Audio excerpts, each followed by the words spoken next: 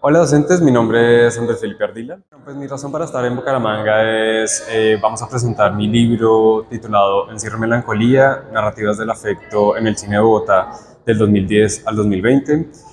Yo vengo de una familia santanderiana, entonces acá que mientras estoy pasando tuvimos la oportunidad junto con Helmut Torres vamos a hablar del libro y bueno, también me interesaba mucho conocer más de la movida de la ciudad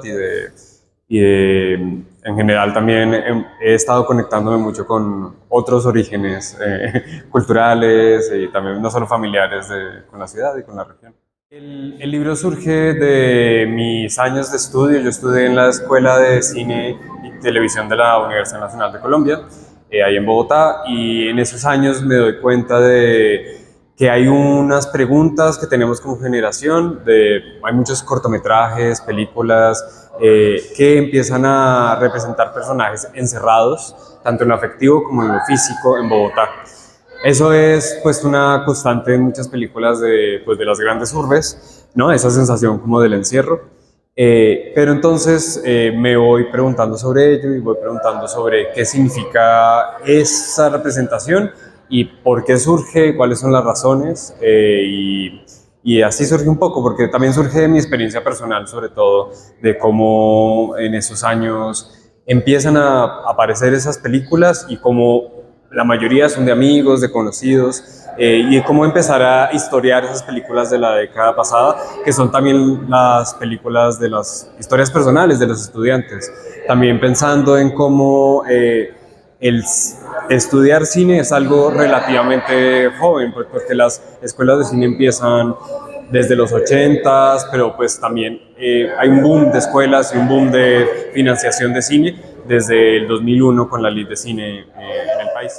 En el libro, varios de los temas de los que surgen los capítulos, que son 4, tienen que ver con lo que yo observo primero en las películas y organizo de esa manera una suerte de constelaciones afectivas, en donde pues me concentro en algunas emociones, sensaciones que las películas representan, pero también que yo siento alrededor de los temas que tocan las películas. Entonces los 4 temas generales son la tradición, que pues se habla como de los 2 espacios de estudio y de producción del cine estudiantil o del cine primerizo en Colombia, que son las escuelas de cine, los festivales de cine. Por otro lado está el miedo, y el miedo vinculándolo a la casa, a los espacios de las casas derruidas, las casas en ruinas, las casas después de la guerra, esa relación entre el miedo, entre salir y el entrar, entre el encierro también y entre el miedo de la violencia. En otro segundo momento hablo de la vergüenza, que tiene que ver con esas primeras casas, los primeros apartamentos. Hay muchas de esas películas que son coming of age y muchas de esas son autorrepresentaciones, autoficciones de estos estudiantes que pues graban su primer corto en la casa de sus padres o en la casa donde ellos viven y con sus amigos. Entonces hay una cosa de autorrepresentación.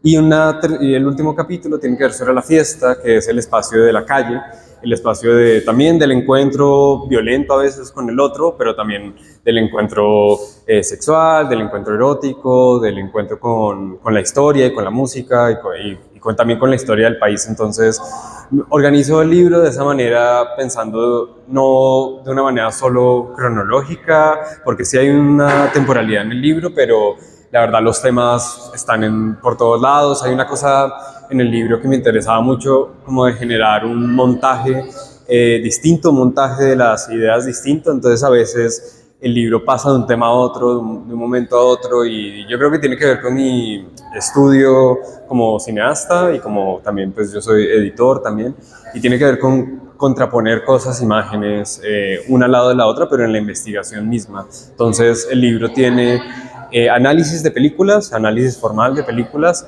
tiene análisis del estilo y análisis histórico, pero también tiene algunas crónicas personales y algunas crónicas que tienen que ver alrededor de las películas y de cómo circulaban, y todo eso se mezcla de un momento a otro también, como que va saltando. Pues mis inspiraciones o referencias alrededor también del libro, sobre todo tienen que ver, yo creo, con un estudio de los Sí, con la tradición de los estudios culturales y de los estudios de cultura visual en el país, que a mí me han transformado de ciertas maneras y que son la referencia principal de mis investigaciones y de este libro también. Sobre todo en las figuras de los críticos, de los historiadores del cine y de los cinéfilos en general. Pues sobre todo en Bogotá, que es donde pues estudié. Para mí fue muy importante el encuentro con Pedro Arenzulaga, que es pues uno de mis grandes maestros y fue el tutor también de este libro, porque estos libros que tienen que ver con una beca de investigación de la Cinemateca de Bogotá, hace parte de una colección de becas. Y bueno, él es el tutor. Es curiosamente él también que es el primero que publica en esa colección de becas. Entonces también para mí fue muy importante en el libro encontrarme con una historiografía del cine colombiano a través de esa colección de becas, pero también la misma investigación me llevó a conocer el archivo de, no sé, revistas como el Kinetoscopio, el archivo de la Biblioteca Especializada de Cine y Medios Audiovisuales de la Cinemateca de Bogotá. Entonces, para mí la investigación se convirtió en una forma de entender cómo se había estudiado ciertas cosas en Colombia y cómo también puede mi escritura y mis ideas dialogar con esa investigación, que yo llamo una investigación afectiva, porque esas investigaciones son personas que conocen las imágenes, pero alrededor también de una escritura diaria, una escritura semanal, en críticas, una escritura que tiene que ver no solo con lo que sería de pronto en Estados Unidos o en Europa, como las grandes tradiciones más académicas de estudios sobre cine, sino estos investigadores tienen más una relación afectiva y una relación mucho más cercana con los objetos de estudio que están siempre muy vivos y moviéndose. Entonces yo creo que esos son mis principales referentes: Pedro Arenzulaga, Katia González, Andrea Echeverry, Alejandra Jaramillo, que son investigadores que vienen del cine, de las ciencias sociales, de la literatura, pero se involucran de una manera como tan diferente también con la escritura, que me parece muy divertido también. Pues, para mí también el proceso de investigación del libro era como una excusa para revisar esas ideas generales que uno tiene sobre Bogotá, que es la ciudad donde yo nací, aunque mi familia es santandereana, y volver a como entender la representación de esa ciudad de otra manera.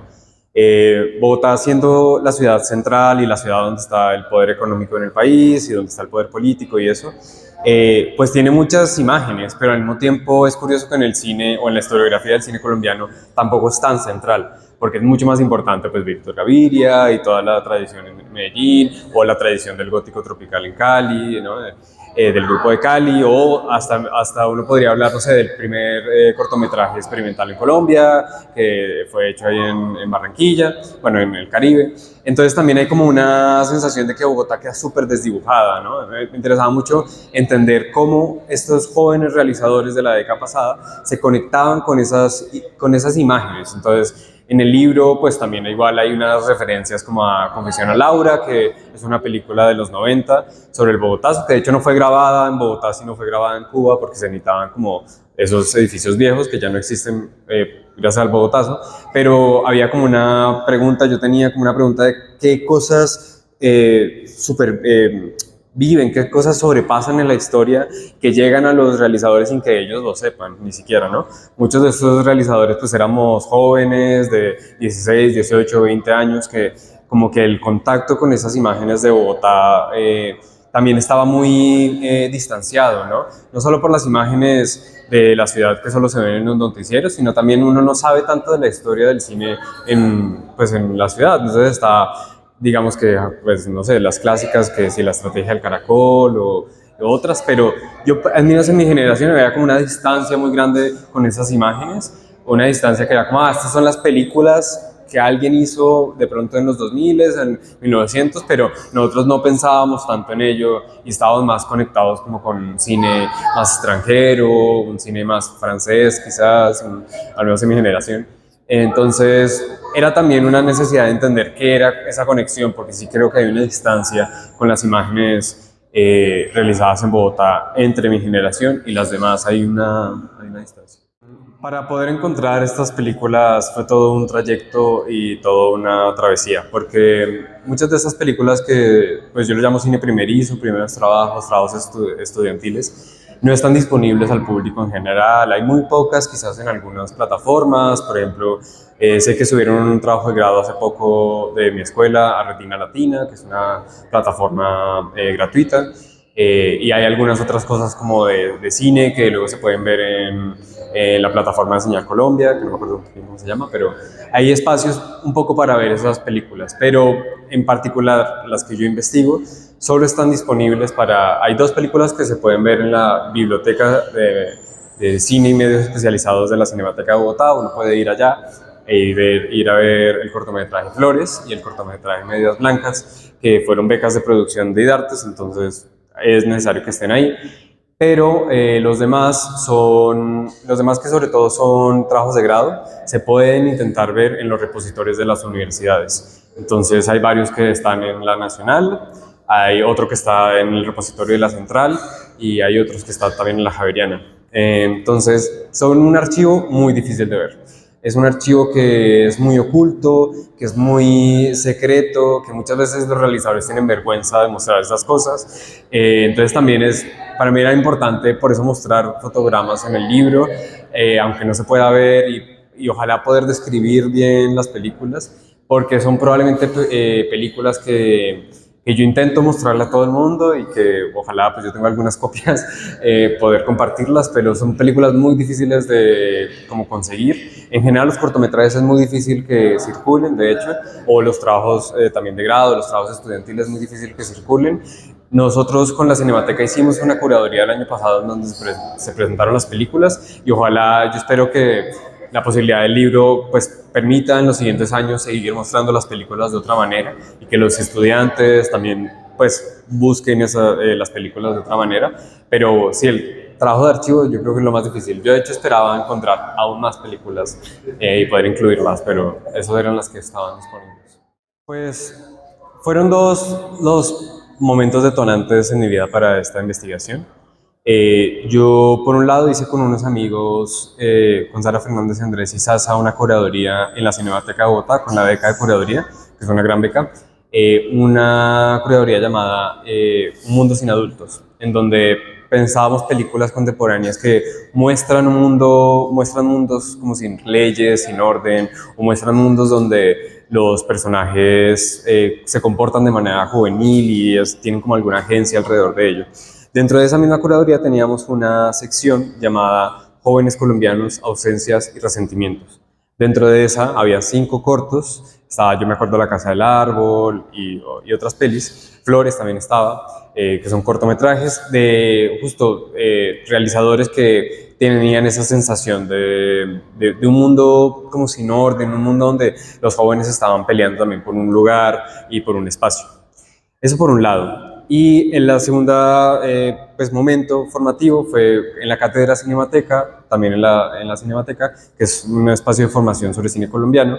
Yo hice una ponencia que se tituló Crecer en el cine en Colombia, en donde analizaba también estos cortometrajes, principalmente Medias Blancas, bueno, y otros cortometrajes que se me van ahora. Pero en general no podría hablar solo de una sola película porque era más como un movimiento de películas, una serie entrecruzada de cosas. Yo creo que el principal y que de hecho le da la portada al libro se llama Las uñas de los pies. Fue realizado en la Nacional, es un taller de realización que fue hecho en el 2013. Ese cortometraje fue dirigido por un compañero que se llamaba Daniel Flores. Él murió en medio de la carrera, en unas circunstancias un poco locas. Pero entonces, por ejemplo, ese cortometraje también inicia el libro o inicia en el capítulo del miedo en el libro, porque tiene pues una carga afectiva para mis compañeros que fueron mucho más cercanos a él, y pues él muere en el 2018, si no estoy mal, ese cortometraje igual como que implica muchas cosas y que haya terminado también como la portada del libro, en donde la portada está mi amiga Sara Fernández, que es la actriz de ese corto, en donde ella está mirando hacia una ventana e intentando, como es un cortometraje que habla de una chica que tiene una relación muy perversa con su madre porque su madre la mantiene encerrada en su casa. Tanto así que termina por cortarle un poco los dedos, aunque no se ve explícitamente. Entonces hay un encierro particular. esa relación y Daniel Flores como figura también y toda la investigación que de alguna manera tuvo ese corto, porque luego también está escrito en otros artículos, creo que también es parte de esa pregunta generacional y esa pregunta que tiene que ver con esos temas, porque es también como una generación del cine en la Escuela de Cine de la Nacional, porque muchos son de la Escuela de Cine de la Nacional, pero también como unos temas que empezaron a surgir, yo creo que desde el 2012 que empezamos también a hacer cine en la escuela. Pues es curioso porque para mí es importante la pregunta por el duelo, porque es algo personal, pero también es algo colectivo. Pensando en lo personal, pues sí, crecer implica igual perder como unas experiencias, ¿no? De hecho, las conclusiones del libro tienen un epígrafe de María Mercedes Carranza de su poema llamado Juventud, bienida seas, y es un poema donde dice, ya bueno, ¿no? Ya juventud, bienida seas, ya por favor, como que es momento de cambiar de sueños. Y siento que era parte también de una necesidad de entender qué había pasado en esos años y entender un poco cómo historiar sobre todos esos años. Es curioso porque en el libro yo no me concentro en contar los chismes más importantes, ¿no? Los rumores más secretos. Les contaba que Daniel muere, pero yo tampoco me concentro en su muerte. No solo porque, bueno, yo no era un amigo particular de él, pero si cuento fue lo que quedó. Lo que me interesaba también era preguntar no solo lo que se va, sino lo que se queda, lo que las imágenes permiten y lo que también surge sin que uno lo vea, ¿no? Cuando uno habla de afectos, no solo habla de las emociones, sino habla como de las potencias de las cosas. Y me gusta mucho la idea del afecto en un sentido de que es como una energía que te cambia la dirección. Y siento que muchas de las representaciones, muchas de las ideas, muchas de las imágenes que están en el libro tienen que ver con esos entusiasmos y esos deseos juveniles de cambiar el rumbo de las cosas. Y casi como que esas imágenes son un llamado al futuro para mí, que terminan como llegando al menos a mi escritura y siendo pues descritas de esa manera, pero que yo espero que igual sigan siendo contadas de otras maneras. Y bueno, y justo y que espero también el libro pueda ser como que tenga preguntas centrales que y luego en otros espacios como en Medellín, en Cali, acá en Bucaramanga, en otros espacios pueda también dar cuenta de esas representaciones y esas tradiciones o esas escuelas de pensamiento que me parece que luego se abandonan muy fácilmente. Se abandonan muy fácilmente por la historia de un gran canon nacional que privilegia a unas pocas voces y privilegia también a unos pocos autores. Y se abandona también en un sentido pues, de que igual en el país es muy fácil pues, vivir en frustración o vivir como con... sí, como de una negación histórica, pues, porque también los procesos históricos son tan precarios y como tan poco hablados, ¿no? De hecho hay muy pocos medios para hablar como de cine y hablar de estas investigaciones que pues vale la pena como recuperarlos y a ver qué más pasa en el futuro. Es interesante también, el libro tiene una pregunta muy fuerte por el tiempo y por las posibilidades y las potencias de esas temporalidades.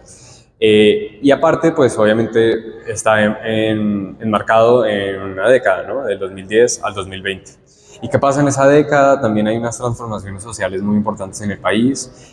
Para mí yo creo que fue muy importante y para mi generación pues la firma de los acuerdos de paz en el 2016, que marca no solo un momento sociopolítico distinto, sino también un cambio de discurso y de que todo el mundo empezara a hablar de otra manera, ¿no? Empezó a ver, pues mucha gente habla del posconflicto, que no sé si exista todavía ese concepto, o mucha gente empezó a hablar también de otro tipo de relaciones afectivas alrededor de la violencia, de la guerra, de la memoria y del archivo.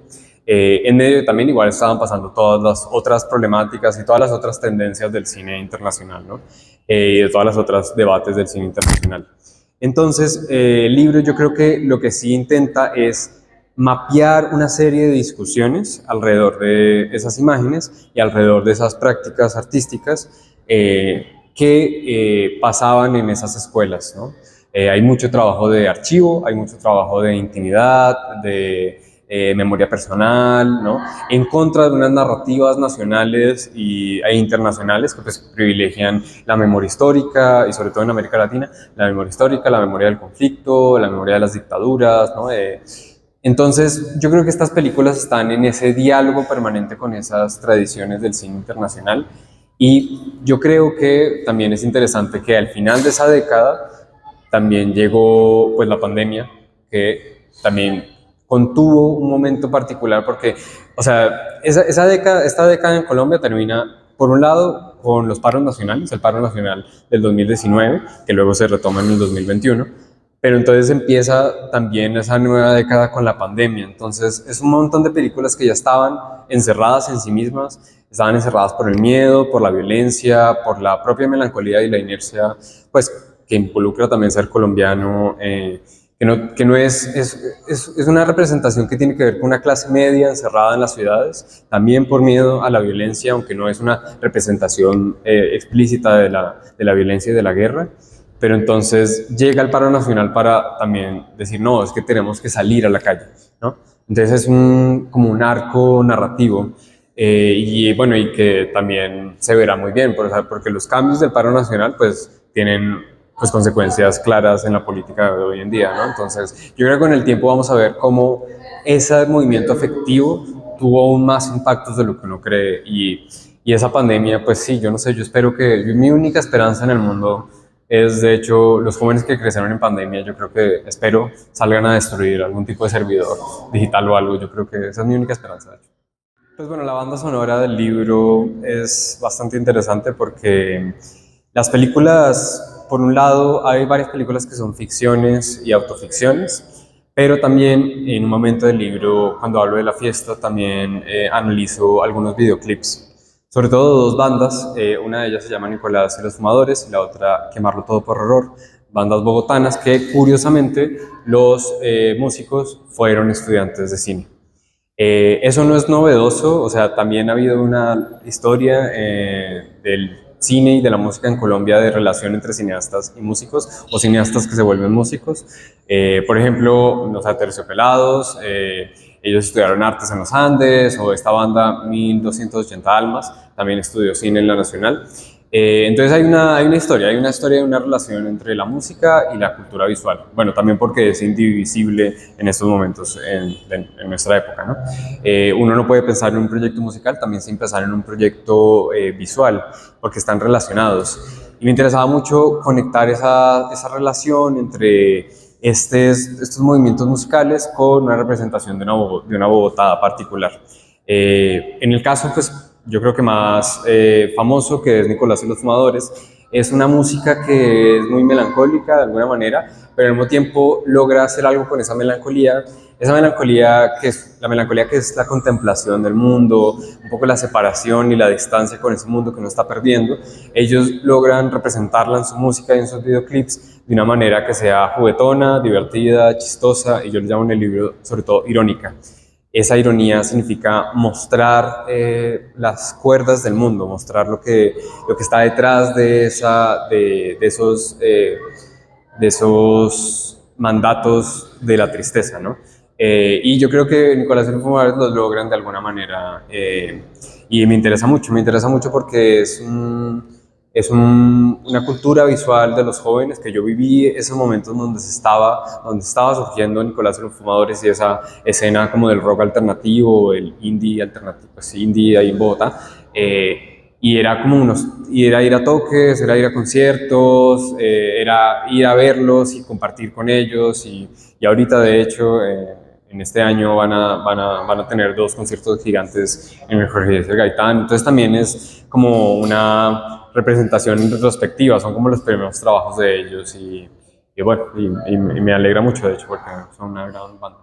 Pues el libro Encierro Melancolía, Narrativas del Afecto en el Cine de Bogotá del 2010 al 2020 es una beca de investigación de la Cinemateca de Bogotá, entonces se puede encontrar en IDARTES en Casa, que es un portal donde están todas las becas y se puede descargar el PDF. Hay algunas pocas copias que logramos imprimir gracias a la acción colectiva de algunos amigos porque la alcaldía no quería imprimirlas, pero lo logramos hacer. con una carta colectiva. Y se pueden conseguir algunas copias en la Cinemateca. No sé si para el momento que vean este video se van a conseguir todavía. Y pues nada, si se quieren comunicar conmigo, yo en general pues soy muy activo en Instagram. Mi Instagram ahora tiene el handle de Afecto Amigo. Y pues bueno, ¿no? Lo que necesiten, preguntas, críticas, sugerencias, se seguirán haciendo otras investigaciones. Entonces, a ver qué más sale por ahí.